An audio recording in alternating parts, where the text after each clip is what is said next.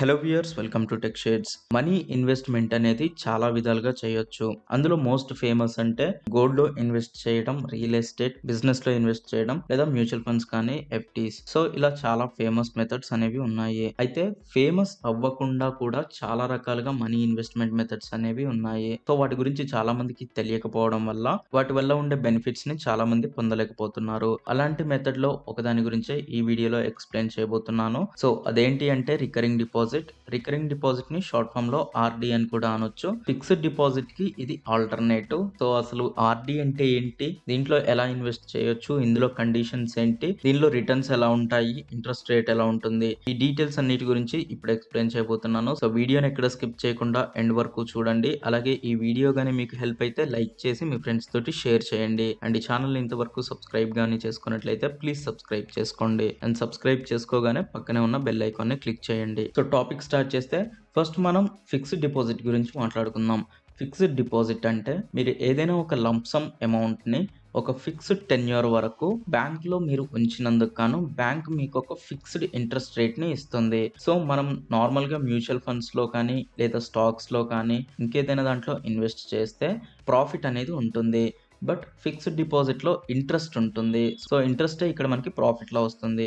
So ఈ interest అనేది ఒక ఫిక్స్డ్ అమౌంట్ ఉంటుంది కాబట్టి బయట మార్కెట్ ఎలా ఉన్నా కానీ ఖచ్చితంగా మీకు ఏదైతే ఇంట్రెస్ట్ రేట్ పే చేస్తా అని బ్యాంక్ ముందుగా చెప్తుందో ఖచ్చితంగా ఆ అమౌంట్ ఇవ్వాల్సి వస్తుంది.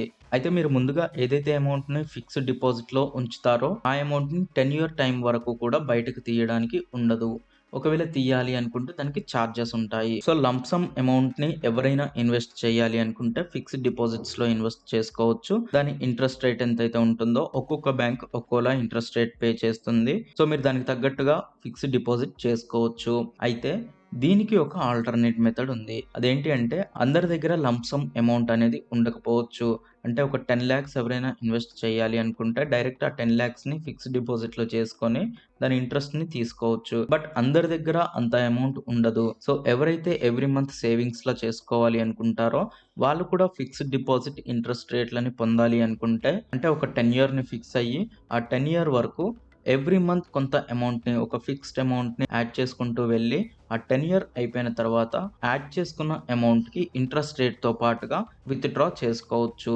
సో దీన్నే ఆర్డి లేదా రికరింగ్ డిపాజిట్ అంటారు. అంటే సింపుల్ గా చెప్పాలి అంటే ఫిక్స్డ్ డిపాజిట్ లో అయితే ఒక లంప్సమ్ అమౌంట్ ని ఒకేసారి ఇన్వెస్ట్ చేస్తాం. ఆర్డీలో అయితే లంప్సమ్ అమౌంట్ కాకుండా ఎవ్రీ మంత్ ఇన్స్టాల్మెంట్ లా మనం యాడ్ చేసుకుంటూ వెళ్తాము.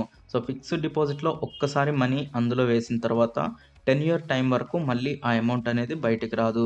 అలాగే ఆర్డీలో ఎవ్రీ మంత్ మనీని యాడ్ చేస్తూనే ఉంటాము. సో ఫైనల్ గా 10 year టైం అయిపోయిన తర్వాత ఆ మనీ మొత్తాన్ని మనం ఇంట్రెస్ట్ తో పాటుగా తీసుకుంటాము. సో ఆల్మోస్ట్ ఫిక్స్డ్ డిపాజిట్ లో ఎలాంటి ఛార్జెస్ అయితే ఉంటాయో ఇందులో కూడా అలాంటి ఛార్జెస్ ఉంటాయి. ఇందులో ఎలాంటి ఇంట్రెస్ట్ రేట్స్ ఉంటాయో ఇందులో కూడా సేమ్ అవే ఇంట్రెస్ట్ రేట్స్ ఉంటాయి. అండ్ సేమ్ కండిషన్స్ ఉంటాయి. జస్ట్ డిఫరెన్స్ ఏంటి అంటే ఫిక్స్డ్ డిపాజిట్ లో మనం ఒకేసారి యాడ్ చేస్తాము అమౌంట్ మొత్తాన్ని. రికరింగ్ డిపాజిట్ లో ఎవ్రీ మంత్ యాడ్ చేస్తాము. అయితే మనకి ఫిక్స్డ్ డిపాజిట్స్ లో వచ్చే ఇంట్రెస్ట్ రేట్స్ అనేవి మనం ఫస్ట్ యాడ్ చేసిన అమౌంట్ కి డే 1 నుండి ఇంట్రెస్ట్ అనేది స్టార్ట్ అవుతుంది. బట్ రికరింగ్ డిపాజిట్ లో మనం మనీ మొత్తాన్ని ఒకేసారి ఇన్వెస్ట్ చేయట్లేదు కాబట్టి మనం ఫస్ట్ ఏదైతే అమౌంట్ ని యాడ్ చేస్తున్నామో ఆ యాడ్ చేసిన అమౌంట్ కి ఇంట్రెస్ట్ స్టార్ట్ అవుతుంది. సో సెకండ్ మంత్ ఏదైతే అమౌంట్ యాడ్ చేస్తామో సెకండ్ మంత్ నుండి ఆ అమౌంట్ కి ఇంట్రెస్ట్ స్టార్ట్ అవుతుంది. సో అలా ఎవ్రీ మంత్ మనం యాడ్ చేసే అమౌంట్ కి అమౌంట్ యాడ్ చేయగానే ఆ రోజు నుండి 10 year ఎండ్ వరకు ఇంట్రెస్ట్ అనేది క్రియేట్ అవుతుంది. సో వీటిని క్యాలిక్యులేట్ చేసుకోవడం మీకు కొంచెం ఇబ్బందిగా ఉండొచ్చు. సో మనకి ఫిక్స్డ్ డిపాజిట్ లో ఒక 10 lakhs ఇన్వెస్ట్ చేస్తే ఎలాంటి రిజల్ట్ వస్తుంది, రికరింగ్ డిపాజిట్ లో 10 lakhs ఇన్వెస్ట్ చేస్తే ఎలాంటి రిజల్ట్ ఉంటుంది అనేది ఒకసారి చూద్దాం. సో ఫిక్స్డ్ డిపాజిట్ లో కానీ ఒకేసారి ఒక 10 lakhs రూపీస్ యాడ్ చేసాము అంటే మనకి నార్మల్ గా వచ్చే ఇంట్రెస్ట్ రేట్ యావరేజ్ గా తీసుకున్న 6.5% తీసుకుందాం. సో బోత్ ఫిక్స్డ్ డిపాజిట్ అలాగే రికరింగ్ డిపాజిట్ లో యావరేజ్ గా 6.5 నే ఇంట్రెస్ట్ రేట్ లా తీసుకుంటే ఫిక్స్డ్ డిపాజిట్ లో మనకి టోటల్ 10 years కి 10 lakhs ఇన్వెస్ట్ కానీ చేసి ఉంచితే మనకు వచ్చే టోటల్ వాల్యూ అనేది 19 lakhs ఉంటుంది. సో 19 lakhs మనం end of the 10th year తీసుకోవచ్చు. అంటే మనం టోటల్ గా 10 lakhs ఇన్వెస్ట్ చేస్తే 9 lakhs అనేది ఇంట్రెస్ట్ లా వస్తుంది. అదే మనం రికరింగ్ డిపాజిట్ లో ఇన్వెస్ట్ కానీ చేసాము అంటే రికరింగ్ డిపాజిట్ కూడా సేమ్ 10 year ఇక్కడ 10 years పెట్టుకుందాం. యావరేజ్ ఇంట్రెస్ట్ రేట్ ఇందులో కూడా 6.5% తీసుకుందాం. చూసుకుందాం. సో ఇక్కడ మంత్లీ ఇన్వెస్ట్‌మెంట్ అనేది 10,00,000 రూపీస్ వచ్చేలా చూసుకుందాం. ఎవ్రీ మంత్ 8,334 కానీ యాడ్ చేశాము అంటే, అంటే మనం ఇన్‌స్టాల్‌మెంట్‌లా పే చేశాము అంటే 10 ఇయర్స్‌లో టోటల్ ఇన్వెస్ట్‌మెంట్ అమౌంట్ అనేది 10,00,000 రూపీస్ అవుతుంది. సో దానికి వచ్చే టోటల్ అమౌంట్ వచ్చేసి 14,00,000 వస్తుంది. అంటే 4,08,000 మనకి ఇంట్రెస్ట్‌లా వస్తుంది. యావరేజ్‌గా 6.5 ఇంట్రెస్ట్ రేట్ తీసుకున్నాం మనం ఇక్కడ. 10,00,000 మనం ఇన్వెస్ట్ చేస్తే 4,00,000 మనకి ఇంట్రెస్ట్‌లో వస్తుంది. అయితే ఈ 10,00,000 మొత్తాన్ని కూడా మనం ఒకేసారి ఇన్వెస్ట్ చేయట్లేదు. ఎవ్రీ మంత్ ఓన్లీ 8,334 ఇన్వెస్ట్ చేస్తున్నాం. సో 8,334 కానీ ఎవ్రీ మంత్ ఇన్వెస్ట్ చేస్తే 10 ఇయర్స్‌లో 10,00,000 అవుతుంది. అండ్ దానికి ఇంట్రెస్ట్ వచ్చి 4,00,000 అవుతుంది. అయితే ఇక్కడ నేను సింపుల్ ఇంట్రెస్ట్ మాత్రమే చెప్పాను. కొన్ని బ్యాంక్స్‌లో ఎలా ఉంటుంది అంటే every quarterly or every yearly compound అవుతూ ఉంటుంది. సో కాంపౌండ్ అంటే సింపుల్‌గా చెప్పాలి అంటే ఫర్ ఎగ్జాంపుల్ మీరు ఫస్ట్ మంత్ ఇన్వెస్ట్ చేశారు. సో ఫస్ట్ మంత్ నుండి దానికి సింపుల్ ఇంట్రెస్ట్ అనేది క్రియేట్ అవుతుంది.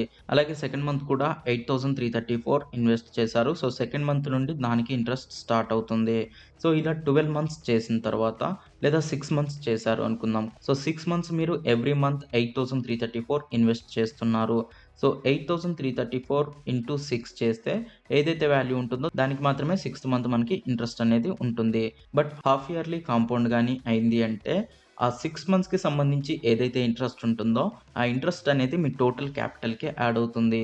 సో సెవెంత్ మంత్ నుండి మీకు ఆ టోటల్ క్యాపిటల్ అంటే ఆ 6 మంత్స్‌కి సంబంధించిన ఇంట్రెస్ట్ అండ్ మీరు అప్పటి వరకు యాడ్ చేసిన క్యాపిటల్ ఈ మొత్తం వాల్యూకి ఇంట్రెస్ట్ అనేది క్రియేట్ అవుతుంది.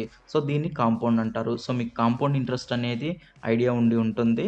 ఎవ్రీ ఇయర్ కాంపౌండ్ అయితే 1 ఇయర్ మొత్తానికి సింపుల్ ఇంట్రెస్ట్ క్యాలిక్యులేట్ అవుతుంది. అండ్ 1 ఇయర్ దాటగానే ఆ ఇంట్రెస్ట్ మొత్తం కూడా పోయి క్యాపిటల్‌లో యాడ్ అయిపోయి క్యాపిటల్ ప్లస్ ఇంట్రెస్ట్‌కి సంబంధించి మళ్ళీ ఇంట్రెస్ట్ అనేది జనరేట్ అవుతుంది. సో దీన్ని కాంపౌండ్ ఇంట్రెస్ట్ అంటారు. సో మీరు ఒకవేళ ఆర్‌డీలో ఇన్వెస్ట్ చేయాలి అనుకుంటే కాంపౌండ్ ఇంట్రెస్ట్ అనే ఫెసిలిటీ ఉందో లేదో చూసుకోండి. ఒకవేళ ఉంటే దానివల్ల మీకు ఇంకా ఎక్కువ బెనిఫిట్ ఉంటుంది. ఇక్కడ నేను చూపించిన రిజల్ట్ కంటే కూడా ఎక్కువగా వస్తుంది. ఒకవేళ కాంపౌండింగ్ అనేది అవైలబుల్ లేకపోతే మీకు ఈ వాల్యూస్ మాత్రమే వస్తాయి. సో ఇది నార్మల్‌గా ఇన్వెస్ట్ చేస్తే వచ్చే రిజల్ట్ అనేది. కాంపౌండ్‌గా చేస్తే ఎక్కువ రిజల్ట్ ఉంటుంది. సో ఇది ఓవరాల్‌గా ఆర్‌డీ రికరింగ్ డిపాజిట్ గురించి. సో రికరింగ్ డిపాజిట్ అనేది ఆల్మోస్ట్ అన్ని బ్యాంకింగ్ కంపెనీస్ ప్రొవైడ్ చేస్తున్నాయి. ఏ బ్యాంకింగ్ కంపెనీలో ఎంత ఇంట్రెస్ట్ రేట్స్ ఉన్నాయి అనేది ఇక్కడ నేను చూపిస్తున్నాను. సో ఇవి టాప్ ఇంట్రెస్ట్ రేట్స్ పే చేసే బ్యాంక్స్ అనేవి. సో మీరు వీటిలో ఇన్వెస్ట్ చేయాలి అనుకుంటే ఈ బ్యాంక్స్‌ని సెలెక్ట్ చేసుకొని ఆ బ్యాంక్‌లో మీరు రికరింగ్ డిపాజిట్‌కి సంబంధించి ఒక సెపరేట్ అకౌంట్ తీసుకొని దాంట్లో ఎవ్రీ మంత్ మీ సాలరీ అకౌంట్ లేదా మీ పర్సనల్ అకౌంట్ నుండి మీ సేవింగ్స్ అకౌంట్ నుండి ఆటో డెబిట్‌ని యాక్టివేట్ చేసుకొని just like EMI or SIP ఎలా అయితే పే చేస్తున్నారో ఈ ఆర్‌డీని కూడా పే చేసి సేవింగ్స్ చేసుకోవచ్చు. సో ఇది ఆర్‌డీకి సంబంధించి కంప్లీట్ ఇన్ఫర్మేషన్. ఐ హోప్ ఈ ఇన్ఫర్మేషన్ మీకు హెల్ప్ అవుతుంది. సో మీరు ఒకవేళ ఆర్‌డీలో ఇన్వెస్ట్ చేయాలి అనుకుంటే ఒక మంచి బ్యాంక్‌లో అకౌంట్ తీసుకోండి. ఇంట్రెస్ట్ రేట్ బాగుండాలి. అలాగే ట్రస్టెడ్ బ్యాంక్ అయ్యి ఉండాలి. సో దాంట్లో మీరు ఇన్వెస్ట్ చేస్తే కాంపౌండింగ్ అనేది ఉందా లేదా అనేది కూడా చెక్ చేసుకొని ఇన్వెస్ట్ చేసుకోండి. సో దీనికి సంబంధించి కండిషన్స్ వచ్చేసి ఇంట్రెస్ట్ రేట్ అనేది నార్మల్‌గా 2.5-8.5% వరకు ఉంటుంది. అలాగే మినిమమ్ డిపాజిట్ వచ్చేసి మీరు 10 రూపీస్ నుండి స్టార్ట్ చేయొచ్చు. అయితే ఇది పోస్ట్ ఆఫీస్‌లో చేసుకోవచ్చు. 10 రూపీస్ అనేది మినిమమ్ వాల్యూ. నార్మల్‌గా బ్యాంక్స్‌లో అయితే ఒక్కొక్క బ్యాంక్‌కి ఒక్కొక్క మినిమమ్ వాల్యూ అనేది ఉంటుంది. And tenure of the investment అనేది మినిమమ్ 6 మంత్స్ నుండి 10 ఇయర్స్ వరకు చేసుకోవచ్చు.